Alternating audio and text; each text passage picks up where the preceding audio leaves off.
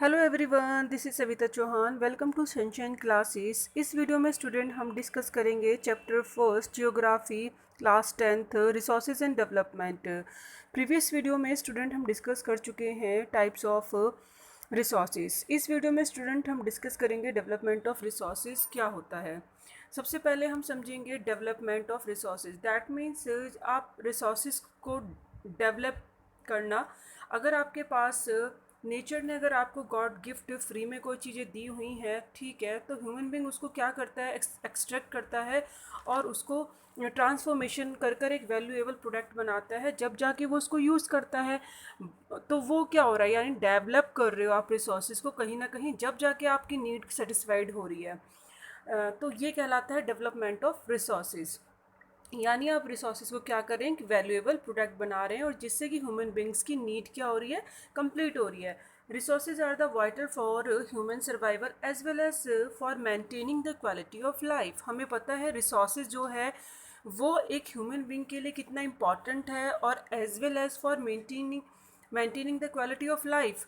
अगर यहाँ पे ये समझने की बात है कि अगर ह्यूमन की लाइफ है तो वो विदाउट रिसोर्सेज तो हो ही नहीं सकती, क्योंकि उसकी नीड सेटिस्फाइड कौन करता है, रिसोर्सेज। हमारे एनवायरनमेंट में हर वो चीज़ जो अवेलेबल है वो रिसोर्सेज है। उसके बिना ह्यूमन लाइफ कैसे सर्वाइव करेगी। तो उसको चलाने के लिए as well as quality of life यानी लाइफ को कंफर्ट बनाने के लिए क्या चाहिए, रिसोर्सेज चाहिए। और एक बहुत बहुत वाइटल इम्पॉर्टेंट रोल प्ले करता है रिसोर्सेज।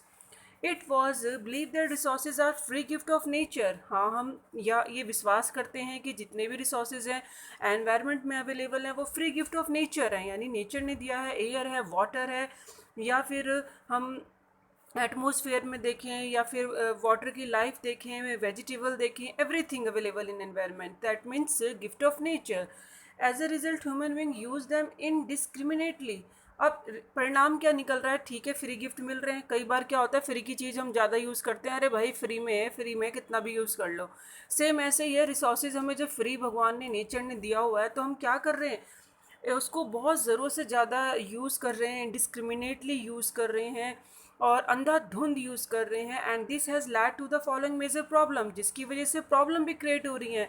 क्योंकि ठीक है, आप अपनी नीड्स को कंप्लीट कर रहे हो, बट आप अगर नेचर को प्रोटेक्ट नहीं कर रहे हो, कंजर्व नहीं कर रहे हो, जहाँ से आप चीज़ ले रहे हो, तो वो एक टाइम के बाद डिस्ट्रॉय हो जाएगा, यानी वहाँ कहीं ना कोई प्रॉब्लम हो सकती है। तो हम मेजर प्रॉब्लम भी डिस्कस करेंगे कि नेचर के अंदर कौन कौन सी ऐसी मेजर प्रॉब्लम है जो कि बढ़ रही हैं। जैसे first, depression of resources for satisfying the greed of few individuals. ये एक बहुत इंपॉर्टेंट एक मैसेज दे रहा है कि रिसोर्सेज तो डेप्लेशन हो ही रहे हैं। अब क्यों कम हो रहे हैं, आप खुद ही सोचो। भाई रिसोर्सेज कम हो रहे हैं तो क्यों, क्योंकि कुछ जो इंडिविजुअल्स हैं अपनी ज़रूरत को पूरा करने के लिए, उनके लालच, अपने लालच को पूरा करने के लिए वो ज़रूरत से ज़्यादा एक्सट्रैक्ट कर रहे हैं, नेचर को डिस्ट्रॉय कर रहे हैं। जैसे कि बहुत बड़े बड़े इंडस्ट्रियलिस्ट होते हैं, जैसे नेचर से वो बहुत सारी चीज़ें एक्सट्रैक्ट करते हैं, निकालते हैं, मिनरल्स हो गए, और बहुत ज़्यादा इंडस्ट्री लगा लेना। अब इंडस्ट्री लगाएंगे तो आप क्या करोगे, मिनरल्स हैं लाइक आप उनको एक्सट्रैक्ट कर रहे हो, तो वो ज़मीन से ही तो आप एक्सट्रैक्ट कर रहे हो, लैंड से कर रहे हो, लिथोस्फीयर से कर रहे हो, तो दैट मीन्स वहाँ कहीं ना कहीं आप उसको इम्बैलेंस कर रहे हो। तो डेप्लेशन हो रहा है, बट फ्यू इंडिविजुअल्स, ऐसा नहीं है कि वो सबकी ज़रूरत है। ज़रूरत जब होती है जब हमारी बेसिक होती है, बट अगर हम अपने लाइफ को कंफर्ट करने के लिए और विदाउट थिंकिंग उसको यूज़ करें, तो दैट मीन्स वो तो फिर ग्रीड हो गई ना। भाई अगर हमारी नीड है तो वो तो बेसिक हो गई, कि भाई जो चीज़ हमारी लाइफ को सर्वाइव करने के लिए बेसिक नीड्स हैं वो ठीक है, वो तो उतना तो चाहिए होता है। बट उससे ज़्यादा आप सिर्फ लाइफ को कंफर्ट कराने के लिए, like a plant, animal, birds, aquatic life, सबको थोड़ा सा डिस्टर्ब कर रहे हैं, तो दैट मीन्स वहाँ पे ग्रीड आ गया। यानी आप अपने लालच को पूरा करने के लिए आप कुछ भी नहीं देख रहे हो। और वो ये सब चीज़ें कुछ लोगों के हाथ में, क्योंकि जो कैपिटलिस्ट होते हैं, पूंजीपति होते हैं, इंडस्ट्रियलिस्ट होते हैं, वो ज़्यादा इन चीज़ों को अपनी इंडस्ट्री लगाते हैं और एक्सट्रैक्ट करते हैं और नेचर को क्या करते हैं, डिस्ट्रॉय करते हैं, जिसकी वजह से क्या हो रहा है, डेप्लेशन बहुत ज़्यादा हो रहा है। नेक्स्ट है एक्यूमुलेशंस of resources in few hands. ये भी सच बात है, रिसोर्सेज का कुछ ही हाथों में होना। अब ऐसा तो नहीं है कि रिसोर्सेज को कॉमन पर्सन जो है वो भी एक्सट्रैक्ट कर लेगा, उसको तो पता ही नहीं है टेक्नोलॉजी के बारे में या फिर किस तरीके से एक्सट्रैक्ट करते हैं। तो हम ये कह सकते हैं, ये सच है कि अभी हमने डेप्लेशन में देखा कि किस तरीके से रिसोर्सेज एक ग्रीड हो चुकी है इंडिविजुअल्स के हाथ में, व्यक्तिगत जिसे कह सकते हैं कुछ फ्यू हैंड्स में जा रही है। तो हाँ, वो सही है। और वो टर्न किस में हो रही है? Divided the society into two segment, जिसने कि डिवाइडेड को टू सोसाइटी में डिवाइड कर दिया। That means half haves and the half have nots और रिच एंड पुअर। यानी हम कह सकते हैं जिन हैव्स एंड हैव नॉट्स, यानी किसी के पास रिसोर्सेज हैं तो किसी के पास नहीं है, कोई रिच बहुत ज़्यादा है तो पुअर बहुत ज़्यादा है। तो दैट मीन्स सोसाइटी हमारी क्या हो रही है? डिवाइड हो रही है रिसोर्सेज को लेके। आप खुद भी अपनी सोसाइटी में, समाज में जहाँ रहते हैं, नेबर में देखेंगे तो क्या सबके पास वो कंफर्ट लाइफ को बनाने के लिए रिसोर्सेज हैं जो कि एक लग्जरी होते हैं? किसी के पास कार है तो किसी के पास साइकिल मिलेगी, किसी का बहुत आलीशान बंगलो है तो किसी का एक आप देखेंगे झुग्गी झोपड़ी में रहते हैं, स्लम्स एरिया में रहते हैं। तो यहाँ पे आपको डिफरेंसेस देखोगे, सोर्सेज को हर कोई यूज़ नहीं कर रहा है।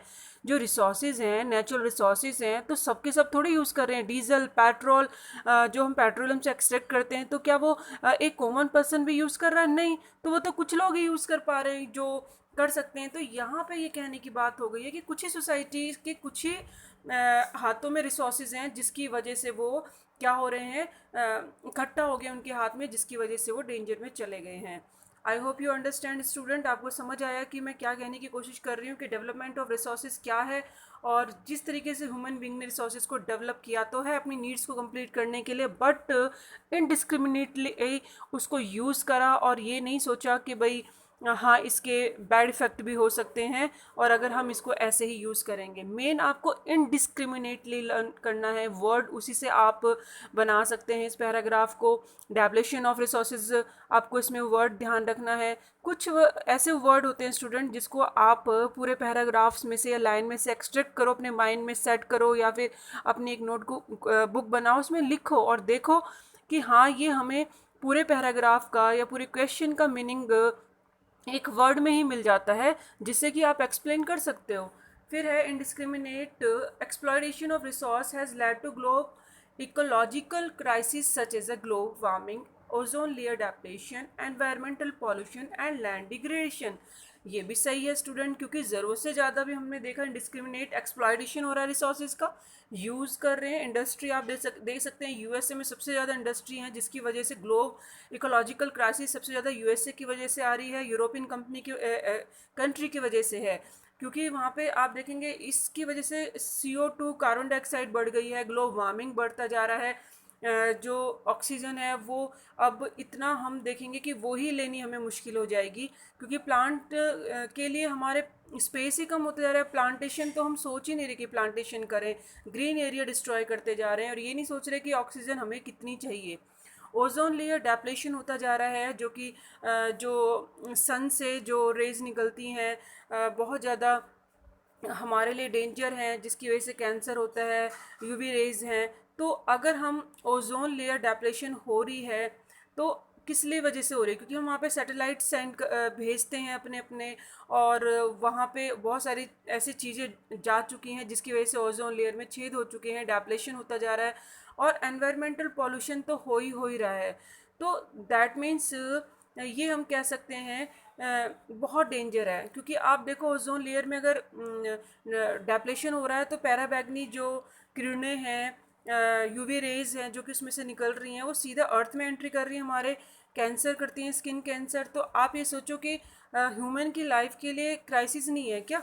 एंड लैंड डिग्रेडेशन भी हो रहा है, यानी ह्यूमन की लाइफ, एनवायरनमेंट और सीधा लैंड डिग्रेडेशन, लैंड का जो क्वालिटी है वो भी डाउन हो रही है। तो दैट मीन्स यहाँ सब कुछ इम्बैलेंस हो गया, इकोलॉजिकल बैलेंस ही खराब हो गया है। किस वजह से? एक्सप्लॉयटेशन की वजह से, जो क्योंकि हम इनडिस्क्रिमिनेटली यूज़ कर रहे हैं।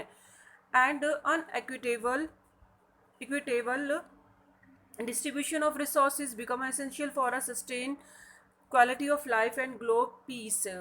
आप जानते हैं कि जो डिस्ट्रीब्यूशन ऑफ रिसोर्सेज है वो एक एसेंशियल है, किसके लिए? आपकी लाइफ की क्वालिटी को इंक्रीज़ करने के लिए, सस्टेन करने के लिए, कंफर्ट करने के लिए, और पूरे ग्लोबल लेवल पे पीस बनाए रखने के लिए, शांति बनाए रखने के लिए। तो उसको डिस्ट्रीब्यूशन होना भी बहुत ज़रूरी है, किसका? रिसोर्सेज का। क्योंकि रिसोर्सेज जो जियोलॉजिकली हमारा डिफरेंस पाया जाता है, कहीं पे बहुत ज़्यादा रिसोर्सेज मिलेंगे तो कहीं पे कम मिलेंगे और कहीं पे बिल्कुल भी नहीं मिलेंगे। तो there are a little difference between geological जो हमारा कंडीशन होती है उसके अकॉर्डिंग रिसोर्सेज का डिस्ट्रीब्यूशन होता है। बट अगर हम उनको अपनी लाइफ को सस्टेन करना है तो हर जगह हमें डिस्ट्रीब्यूशन करना पड़ेगा, वहाँ तक पहुँचाना पड़ेगा। If the present trend of resources depletion, अगर आज हम देख रहे हैं रिसोर्सेज का जो डेप्लेशन हो रहा है किसकी वजह से, फ्यू हैंड्स इंडिविजुअल्स के हाथ में है एंड कंट्रीज़ कंटिन्यू उसको यूज़ कर रही हैं। कुछ कंट्री ऐसी हैं जो लगातार रिसोर्सेज को यूज़ कर रहे हैं and the future of our planet is in danger. और जिसकी वजह से हम जो प्लानट है, प्लानट पे रहने वाली जो लाइफ है, चाहे वो प्लांटेशन हो या ह्यूमन बींग हो या वाइल्ड लाइफ हो, सभी डेंजर में आ चुके हैं, एक्वेटिक लाइफ हो। तो therefore resource is planning. तो एक बार सोचो कि अगर इतना प्रॉब्लम हो रही है तो हमें क्या ज़रूरी है, प्लानिंग तो करनी पड़ेगी। Planning is essential for sustainable existence of all form of life. अगर अर्थ पे आपकी लाइफ को एग्जिस्ट कराना है, सस्टेन कराना है, तो सीधी सी बात है प्लानिंग करनी पड़ेगी तभी तो। क्योंकि जिस तरीके से रिसोर्सेज ख़त्म हो रहे हैं, डेप्लेशन हो रहे हैं, वो तो डेंजर में जा ही रहे हैं। तो प्रॉपर एक मैनेजमेंट होना चाहिए। वाटर है या फिर एयर है या फिर हम बोलें कि जो भी हमारा बायोलॉजिकल सिस्टम है उसको पूरा इकोलॉजिकल ही बैलेंस करना बहुत ज़रूरी है। क्योंकि ह्यूमन बीइंग डिपेंड करता है किस पे, वाइल्ड लाइफ पे और एंड जो प्लांटेशन है, वेजिटेशन है, तो सब एक दूसरे पे डिपेंड करते हैं और एक दूसरे पे इंटरडिपेंड हैं।